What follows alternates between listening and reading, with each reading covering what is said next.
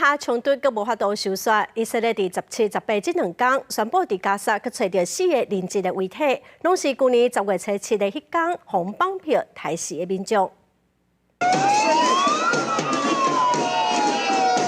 90名以色列示威民众阻止伫首都特拉维夫的高速公路，佮甲抗议离开的警方爆发冲突，了警方动用高压水枪想要赶走民众。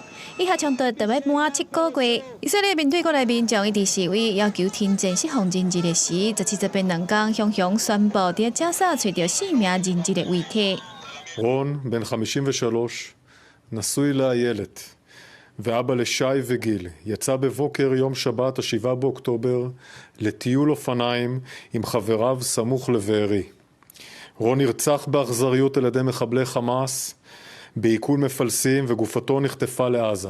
除了18找到人质遗体，17找到3名死亡人质，分别是28岁女子巴斯奇拉、56岁男子格勒伦特，甲22岁女子沙尼卢克。这3个人拢是伫10月7日迄一天参加加沙边境的诺瓦音乐节，和武装组织哈马斯当作人质绑票杀害。其中德国籍以色列的女车情书沙尼卢克，甲捌和哈马斯用要全部脱北的方式压伫车顶，引发国际争议。嫌嫌的遗体登去到以色列，伊爸母认为，伊总算会当得到平静。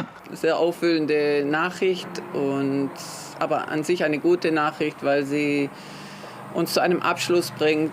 Also wir haben uns schon von ihrer Seele verabschiedet vor einem halben Jahr und jetzt ist ihr Körper zurück und jetzt können wir uns endlich von ihrem Körper verabschieden und sie hier begraben in unserem Ort.